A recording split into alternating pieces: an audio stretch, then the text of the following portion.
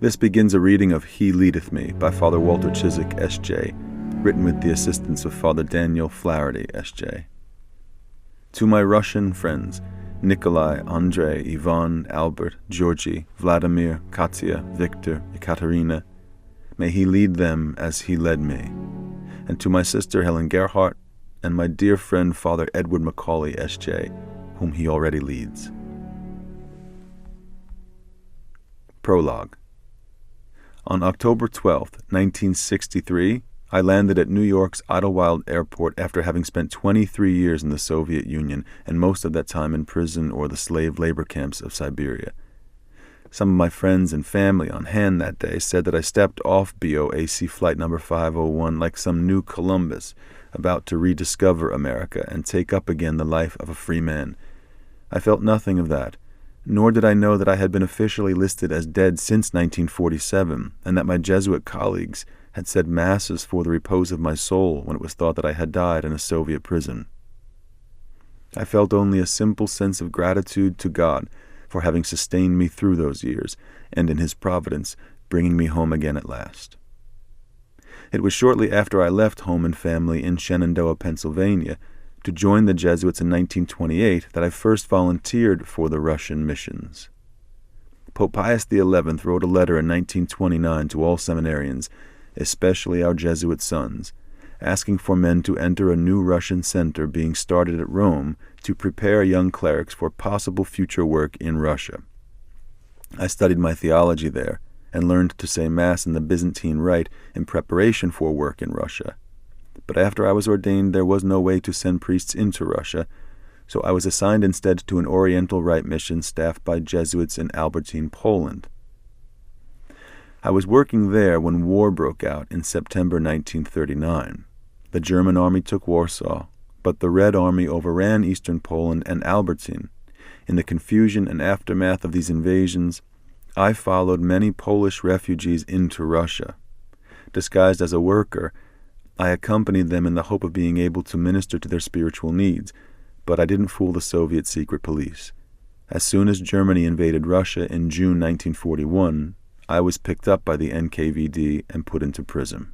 I was taken by train to the dread Lubyanka prison in Moscow for interrogation as a Vatican spy. I remained there all through the war years, undergoing periodic and often intense questioning by the NKVD. Then, after 5 years, I was sentenced to 15 years at hard labor in the prison camps of Siberia. Along with thousands of others, I was put to work in labor brigades doing outdoor construction in the extreme Arctic cold or in coal and copper mines, ill-clothed, ill-fed, and poorly housed in the timber barracks surrounded by barbed wire and a death zone. Many died in those camps, especially those who gave up hope. But I trusted in God, never felt abandoned or without hope, and survived along with many others. I never looked on my survival as anything special or extraordinary, but I did give thanks to God for sustaining and preserving me through those years. When my term at last ran out, I was not completely free. Because I had been convicted on a charge of espionage, I could not leave Siberia and return to the main cities of Russia, let alone leave the country. So I remained in the villages and towns of Siberia, working as an auto mechanic among other things, until I was finally exchanged in 1963 for 2 convicted Russian spies, thanks to the efforts of family and friends and the good offices of the U.S. State Department. Upon my arrival, my religious superiors and a number of publishers convinced me that there was a great deal of public interest in the story of my years inside the Soviet Union, those years when I had actually been given up for dead. So I agreed to tell that story, and did so in the book With God in Russia.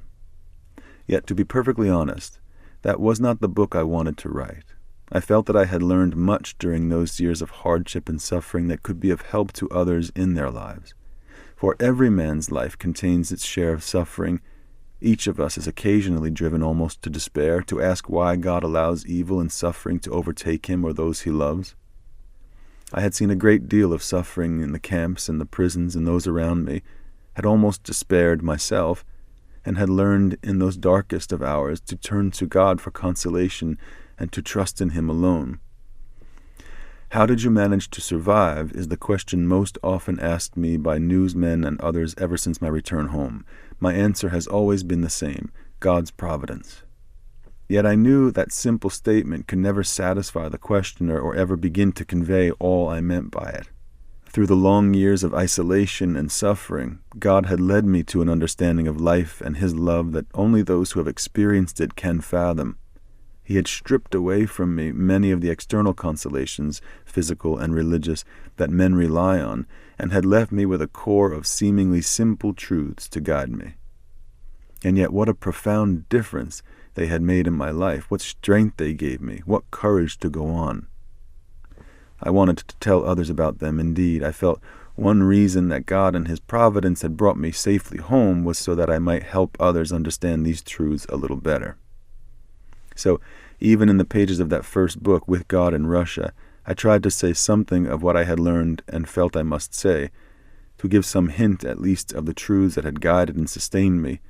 I knew I had not done it adequately or properly within the limitations of those pages, but I was consoled by the many letters and personal requests for spiritual guidance I received, which indicated that somehow readers of that story had read far more between the lines than I had been able to say. I knew then that I must someday write this book. I also knew, though, that I could not do it alone. Strong as the motivations were that compelled me to write it, strong as were my desires, I knew only too well that my limited talents as a writer were inadequate to the task.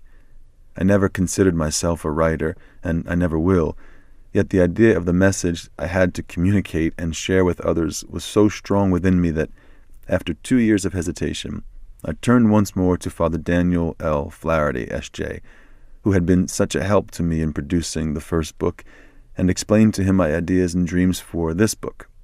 To me, he is more than a collaborator or excellent editor. In the few brief years I have known him and worked with him, he has become one of my closest friends, almost a part of my soul. If he had said no, I think I would have abandoned there and then any idea of further writing once and for all. But he didn't say no. He agreed to help me again, and his encouragement fostered my enthusiasm to push ahead. I found, however, that this was a far more difficult book to write, and it took me a long time to put into words what I felt I wanted to say. It took even longer sometimes for Dan to understand me, for it is hard for one man to catch another's spirit and put into print the things that drive him on. Yet somehow, with God's help, the prayers of many friends, and Dan's patient collaboration, this book has at last taken shape and is ready to appear in print, God willing, after months of persistent effort. And now that it has finally been completed, I can only hope and pray it proves helpful to those who may read it.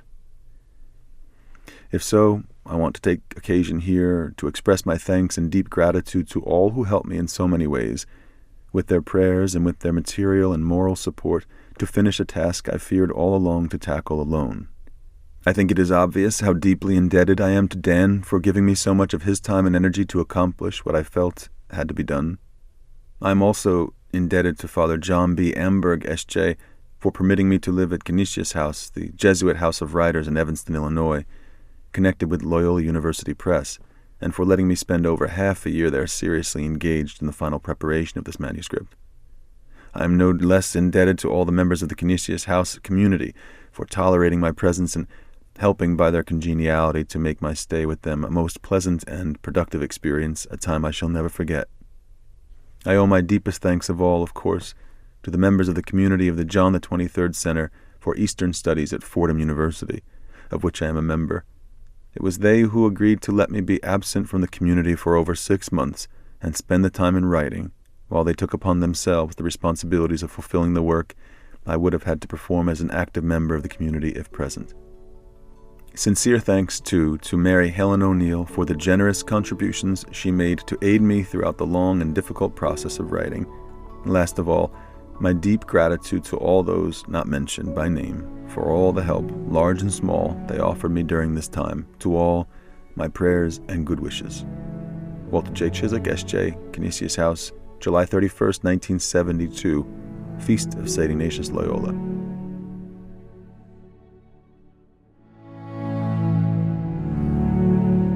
Chapter 1, Albertyn. The Red Army is here. They've taken the town. The Soviets are here. The news spread like panic through the small village of Albertyn, Poland, on October 17, 1939. I had just finished Mass and breakfast on that memorable morning when bewildered parishioners came to the mission to tell me the news. It was news we had feared ever since it had become clear that Germany and Russia were dividing up Poland. But now our fears were a reality. The Red Army was in Albertyn. One by one, the parishioners came crowding to the mission to ask my opinion, to seek my advice, looking for a word of hope or consolation. They were worried about their families. They were worried about their sons in the Polish army or their husbands in the government. They were worried about their children and what would happen to them all. I tried to be reassuring, but what could I really say? I had no answers to their immediate questions of fact, and how could I reassure them about the future or comfort them in the midst of the turmoil that had overtaken the town? What could I tell them except to pray and to trust in God? Even in that I felt foolish. I had been with them a little more than a year. I had been ordained a little more than 2 years. How inexperienced and immature I felt at this sudden crisis of such proportions. Supported by the routines of a parish priest, I had ministered to these people in their daily problems, helped them, consoled them, said Mass and brought communion to the sick, anointed the dying. I had made many friends among them, and they trusted me, young as I was, the young American in their midst. But the war had changed everything. The crises they faced now were not family quarrels or sickness or the loss of a loved one. The advice they wanted now was not about things common to every parish and learned by every priest. Suddenly our whole world, theirs and mine, had changed. It is impossible to describe the feeling that comes over you at such a time. The feeling that somehow, in an instant of time, everything is changed and nothing again will ever be quite the same. That tomorrow will never again be like yesterday. That the very trees, the grass, the air, the daylight are no longer the same, for the world has changed. It is a feeling impossible to describe, and yet one that every wife who has lost a husband knows well, one that every child who has tasted evil for the first time or faced a sudden crisis has experienced. It is that feeling that leaves the heart saying, "Oh, if only I could turn back the clock to before it happened, if only it had never happened, if only I had it to do over again." My fears were vague that morning, though the feeling of inadequacy was very real, and the fears themselves quickly ceased to be vague and became quite real in turn. Arrests soon followed the arrival of the Red Army. Property was confiscated. There were countless interrogations, threats, and intimidations as the communists endeavored to round up everyone they considered a threat to them or to their new order. In all this, the church itself became a special target for attack. The Oriental Rite Church at our mission was closed immediately. The Latin Rite parish was allowed to function for a while for those few families who dared to attend. The rest of our mission buildings were taken over by the Red Army and used to quarter troops. A propaganda campaign was mounted against the church and against the priests. We labored under a campaign of constant harassment and incidents large and small, and it was effective. Even the most faithful became cautious about visiting the church or seeing a priest. Young people dropped away quickly. Workers soon learned that they could lose their jobs if they insisted upon attending religious services. Our activity as priests was limited strictly to the church. We could not go to the people unless they came to us. Few of them dared to do so. Soon our ministry consisted solely of saying Mass on Sunday for a few old people. The Jesuit mission, which had flourished for 10 years in Albertyn, was destroyed in a matter of weeks. Again and again, as I watched all this happen, I had to force myself not to think of the question that kept returning unbidden to my mind. Why has God allowed this evil to happen? Why persecutions? If God must allow natural disasters or even wars because of human failings, why can't he at least allow his flock to be shepherded and comforted during such calamities? Surely he could defend and protect his flock instead of having it singled out for special attacks such as this. The perplexity and pain grew within me as I saw the visible church, once strong and organized, dissolve under the attacks of these invaders, and watched the people grow estranged, pressured ceaselessly into accepting this new order. And what of the young people, who were literally torn away from their parents and forced to join the young pioneers or comsomol organizations, taught to report on any deviations of the old people at home? How frustrating it was to hear the church and priests and religious openly slandered in communist propaganda, and to know that the children had to learn and repeat atheist doctrines every day in school and in their classwork. How could God allow all this, and why? I did not blame the people. I knew they had not lost their faith, but were just afraid right now to practice it openly. They came to me at night to ask how they should conduct themselves. to ask whether it was wrong to cooperate with the new order, to ask if they should let their children join the communal organizations or whether they themselves should join the labor unions. And finally, they came to ask whether, under the circumstances, it was wrong not to come to church on Sundays or feast days. And what could I tell them? How much heroism could I ask of them? How much did God, who allowed all this to happen, expect of these simple, ordinary people of the backwoods of Albertyn? It was agony for me as a priest to ask these questions, but it was impossible not to ask them. They crowded to mind in times of prayer, they came at Mass, they came all through the days and nights, and I'm sure they came not to me alone. It was not a crisis of faith any more than it is for anyone who has ever suffered a great loss or faced a family tragedy and asked himself the same questions. It was rather a crisis of understanding, and no one need be ashamed to admit that he has been troubled by it. Anyone who has done much reading in the Old Testament is familiar with those questions.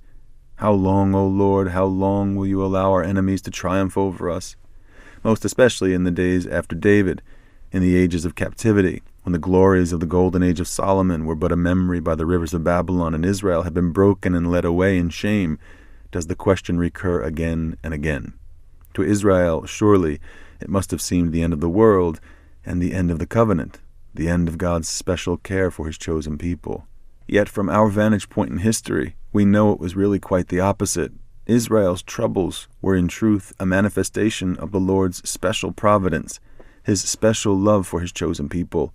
Like a fond and loving father, he was trying to wean them away from trust in kings or princes or in armies or the powers of this world. He was trying to teach them again and again that their faith must only be in him alone. He was leading them through every trial and in every age to the realization that God alone is faithful in all tribulations, that he alone is constant in his love and must be clung to, even when it seems all else has been turned upside down.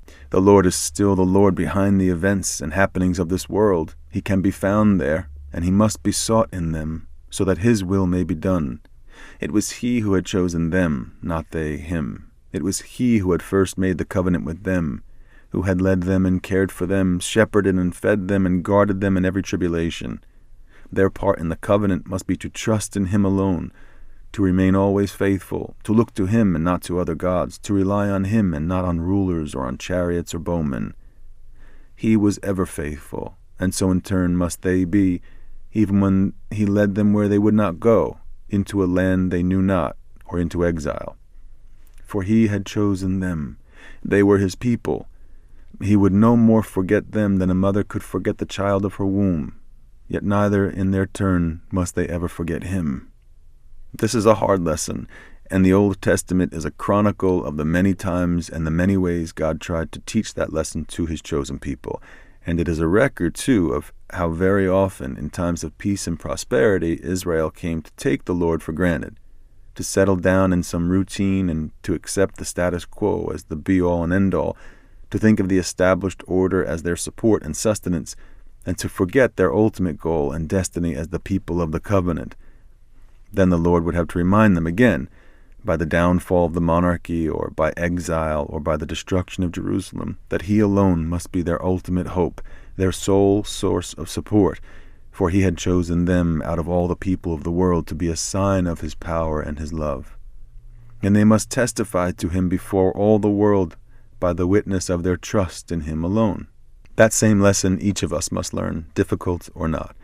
How easy it is in times of ease for us to become dependent on our routines, on the established order of our day-to-day existence to carry us along. We begin to take things for granted, to rely on ourselves and on our own resources, to settle in this world and to look to it for our support. We all too easily come to equate being comfortable with a sense of well-being, to seek our comfort solely in the sense of being comfortable.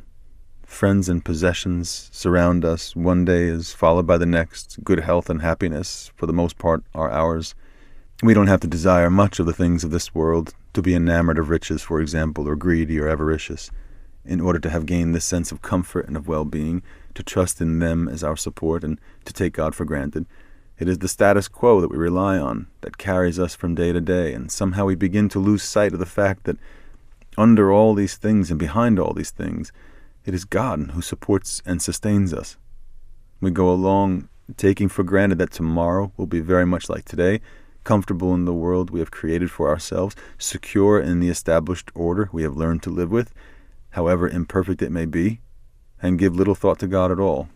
Somehow then God must contrive to break through those routines of ours and remind us once again, like Israel, that we are ultimately dependent only upon Him, that He has made us and destined us for life with Him through all eternity, that the things of this world and this world itself are not our lasting city, that His we are, and that we must look to Him and turn to Him in everything.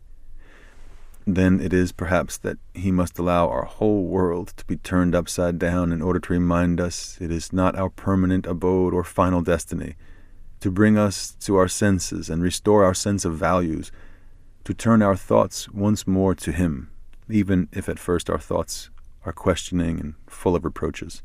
Then it is that He must remind us again with terrible clarity that He meant exactly what He said in those seemingly simple words of the Sermon on the Mount: "Do not be anxious about what you shall eat, or what you shall wear, or where you shall sleep, but seek first the kingdom of God and His justice." So it was with the people of Israel, who must learn not to put their trust in princes or in kingdoms, but to be faithful only to the Lord as He was ever faithful to them, and to put all their trust in Him. So it has been throughout the history of the New Testament. There have been changes and upheavals in the Church herself. There have been persecutions. It is not princes or rulers, structures or organizations that sustain the Church. It is God who sustains her. So must it be in Albertyn. God is constant in His love if we will but look to Him. He will sustain us in every storm if we will but cry out to Him. He will save us if we will but reach out our hand to Him. He is there, if we will only turn to Him and learn to trust in Him alone. The upheavals in this world or in the Church herself are not the end of everything, especially of His love.